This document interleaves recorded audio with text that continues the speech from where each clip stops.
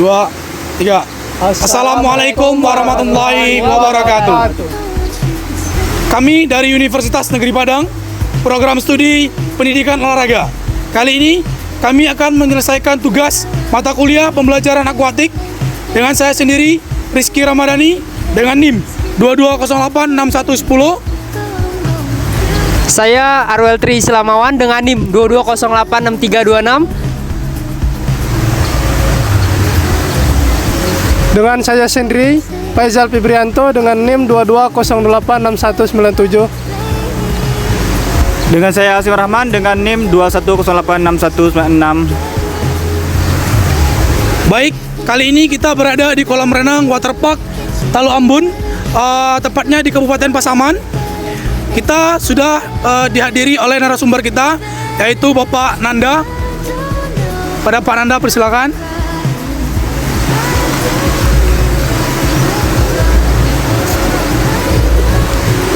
Ya, terima kasih Rizky. Ya, apa nih cerita nih Rizky? Oke, sekarang kita berada di Talu Ambon bersama pelatih klub renang. Apa namanya, Pak?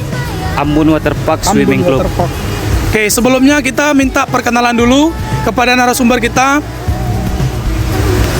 Kenalkan, nama saya Primananda. Saya selaku pelatih kepala di Ambon Waterpark Swimming Club. Dan instansi saya itu di guru SMA 2 Lubuk Sikaping. Boleh. Nah, itu ya. Pas. Baik, di sini kita akan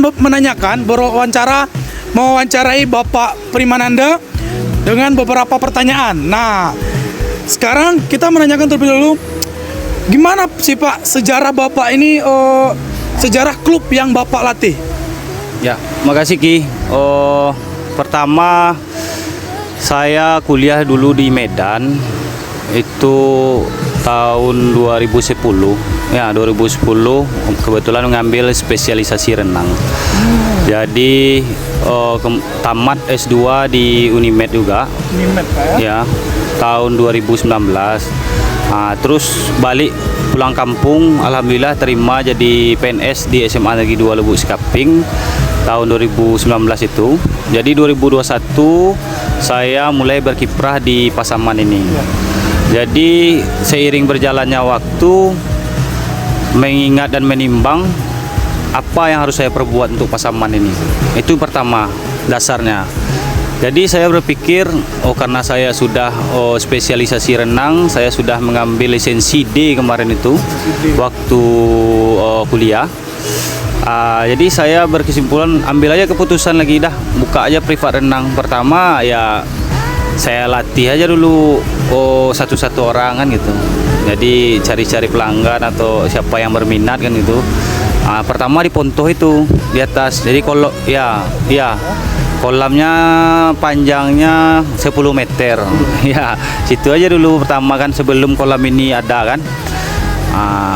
Ada 3 orang dulu atlet pertama. 3 orang, alhamdulillah cepat pandai. Dan saya gunakan media sosial untuk mempromosikannya kan. Jadi banyak yang melihat masyarakat ini ya tentunya udah mulai tahu apa manfaat renang ini kan. Jadi banyaklah yang mendaftar ke saya. Habis itu bukalah kolam ini, baru saya pindah ke sini. Pertama diawali dengan privat dulu. Ya, tujuan utamanya yang pertama kan untuk meningkatkan minat berenang dulu, karena kan di Pasaman ini kan sangat sedikit sekali nih atlet-atlet renang, bisa dikatakan hanya pandai otodidak aja.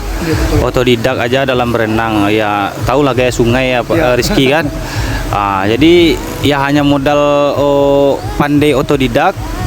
Kemudian ketika ada event-event O2SN atau event-event nasional, itu kita dari Pasaman ini ya bisa dikatakan sangat minim sekali bisa maju ke event-event nasional tadi seperti O2SN kan itu. Hanya paling sampai ke provinsi, habis itu udah nggak ada lagi gitu. Jadi tidak ada prestasi di renang yang sangat minim sekali. Itulah pertama dasarnya. Udah saya mulai akhirnya makin bertambah atlet. dan sudah ada atlet-atlet yang berprestasi itu. Udah mungkin itu Rizky. Baik ya, sangat penuh perjuangan untuk memulai perjuangan Bapak ini dalam membentuk sejarah klub renang yang didirikan ini. Mulai dari kolam kecil sampailah ke kolam yang sudah lumayan besar di Ambon Water Park. Oke. Bagaimana Bapak memulai karir sebagai pelatih renang ini? Awalnya Bapak mulai untuk melatih gitu. Kalau mulai untuk melatih itu tahun 2021 aktifnya, 2021. Dia dimulai dari privat dulu lah. Ya, privat yang seperti saya katakan tadi. Nah, sebagai pelatih renang, Bapak tadi sudah menjelaskan pengambilan lisensi apa Pak? Dan di mana? Dan itu tahun berapa Pak? Oh ya. Kalau lisensi D itu tahun 2014 pas jurusan kepelatihan olahraga, jadi saya ngambil spesialisasi renang. Kemudian lanjut lisensinya lisensi C tahun 2021. Kemudian lanjut 2023 itu lisensi B nasional, itu di Jawa Tengah.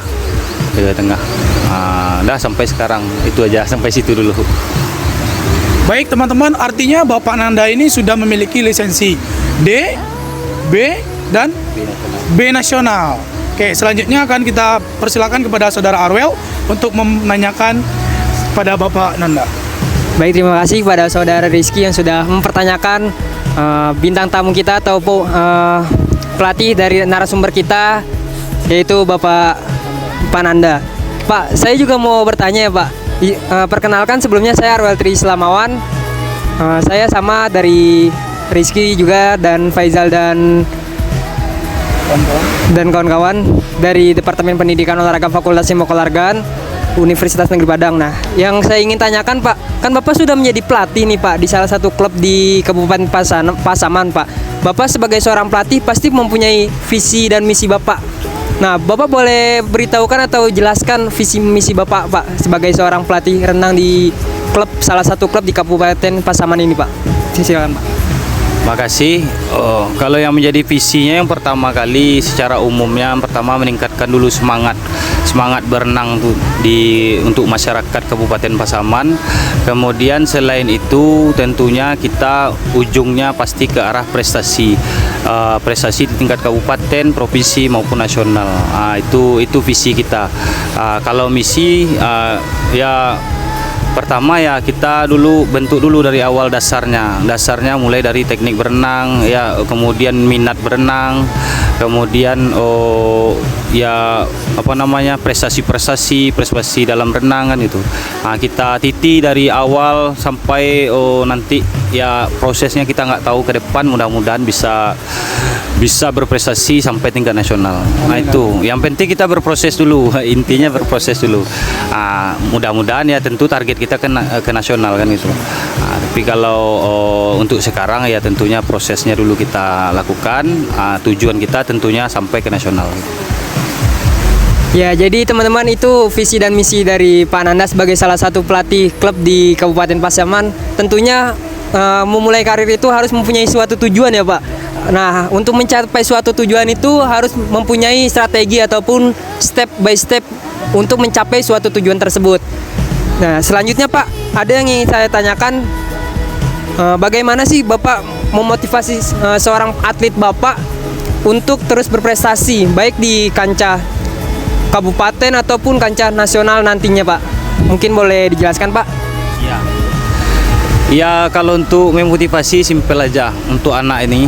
Pertama, mereka harus kalahkan dulu dirinya, karena lawan terbesar itu adalah dirinya sendiri. Makanya saya selalu berpesan kepada atlet untuk supaya kalian bisa berprestasi, tentunya kalahkan limit kalian dulu, kalahkan limit kita dulu. Jangan kalian berpandangan pada limit orang. Kalau kita berusaha untuk berpandangan ke limit-limit orang aja, jadi nanti bisa membuat kita down. Tapi bagaimana kita berproses dulu, seiring berjalannya waktu kita harus bisa meningkatkan limit kita terus. Misalnya limitnya sekarang 1 menit, besok bulan depan kita harus bisa lebih dari 1 menit. Ya kalau waktu kan tentunya lebih kecil dia. Bisa kok 58, 57 dan seterusnya gitu. Yang penting mereka harus naik limitnya terus. Itu aja saya pesankan sama anak itu, kalahkan dulu diri sendiri. Karena diri sendiri itu adalah lawan terbesar bagi mereka. Karena kenapa? Nanti ketika ada jadwal latihan, datang rasa malas. Itu yang harus dilawannya. Habis itu ketika proses latihan datang rasa capek, rasa bosan. Itu yang harus dilawannya. Makanya saya selalu berpesan kepada siswa, kepada atlet saya yang di sini peserta latih Amun Waterpark Swimming Club, kalahkan dulu dirinya sendiri. Jangan berharap kita bisa mengalahkan orang lain tapi diri kita tidak bisa kita kalahkan. Tapi kalau sudah bisa kita mengalahkan diri kita sendiri, selalu kita tingkatkan kemampuan kita, insya Allah lawan itu akan terkalahkan sendiri. Itu aja pesan saya mereka. Jadi seperti itu teman-teman, motivasi dari Pak Nanda untuk atlet-atletnya yang dilatih oleh Pak Nanda sendiri. Jadi sebelum kita melawan orang lain, kita lawan dulu diri kita sendiri, melawan rasa malas yang ada di diri kita agar kita bisa melawan orang lain. Jadi seperti itu step by stepnya. Mungkin bisa dilanjut oleh teman saya.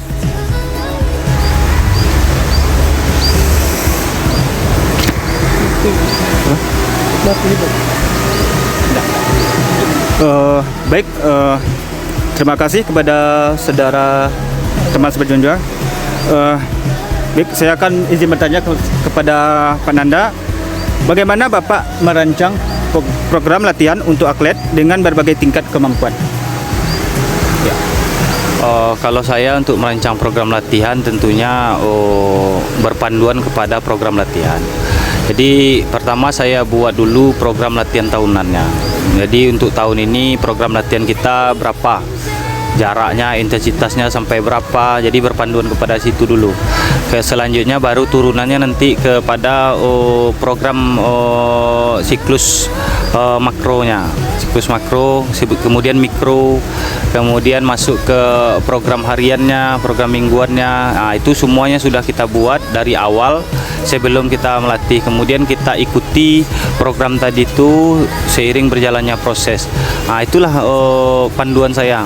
Jadi kita buat dulu program latihan mulai dari program yang mudah ke yang sulit, program yang sederhana ke kompleks, program yang berat ke ringan ke berat. Jadi seperti itu. Itulah yang harus dimasukkan ke dalam program latihan. Dan di dalam program latihan itu tentunya harus ada komponen-komponen tadi itu. Yang pertama fisik. Fisik tentunya harus ada di dalam program latihan itu. Kemudian program teknik. Jadi di dalam program tahunan itu ada latihan-latihan teknik. Kemudian latihan taktik, latihan strategi, bagaimana mereka itu bisa cepat, bagaimana mereka itu bisa sampai menuju finish itu dengan waktu yang paling cepat. Bagaimana strateginya itu harus diatur di dalam program latihan. Kemudian mentalnya secara psikologisnya, berarti kita bawa orang tuh tanding-tanding kayak gitu. Jadi itulah yang harus ada di dalam program latihan. Kemudian di dalam program latihan itu tentunya tidak hanya fisik aja, teknik aja. Dia ada step-stepnya. Pertama ya di bulan Januari sampai bulan Maret, itu tahap persiapan umum. Lanjut nanti bulan selanjutnya sampai 3 bulan ke depan itu tahap persiapan khusus. Baru nanti Pak, kita kan biasanya lomba di Sumatera Barat ini kan banyakan di Desember ya, akhir-akhir tahun. Makanya puncak program kita itu di bulan Desember gitu. Itulah cara saya, triknya untuk membuat program latihan. Masya Allah, terima kasih kepada Pak Nanda. Pertanyaan selanjutnya yang saya tanyakan, apa target prestasi yang ingin Bapak capai selaku pelatih, Pak? Ya, seperti visi misi tadi ya, itu tentunya target prestasi yang paling tinggi itu adalah ya nasional maupun internasional gitu. Kita tidak muluk-muluk, semua pelatih pasti menginginkan itu. Atletnya bisa berprestasi, bisa main di tingkat nasional maupun internasional. Tergantung kitanya, pelatihnya bagaimana cara meramu proses tadi itu supaya atlet itu bisa sampai ke sana gitu. Baik, terima kasih. Selanjutnya saya lanjutkan kepada teman rekan saya, Pak Is. Baik, terima kasih. Tadi udah beberapa pertanyaan yang sudah ditanyakan sama teman-teman saya, Pak. Di sini saya sendiri ingin bertanya kepada Bapak. Bagaimana strategi Bapak untuk mencapai target prestasi yang Bapak inginkan tadi seperti internasional sama nasional tadi, Pak? Kalau strategi, kita harus mengikut semua event. Itu untuk pembentukan mentalnya. Ikut dulu semua event, misalnya event-event yang di Medan, event di Padang. Itu biasanya itu ada Minangkabau Open itu. Itu di bulan Desember. Itu nanti bulan Desember tuh ada tuh di UNP itu, kolam UNP. Itu Minangkabau tuh panitianya Pak Damsir itu. Kami ikut itu.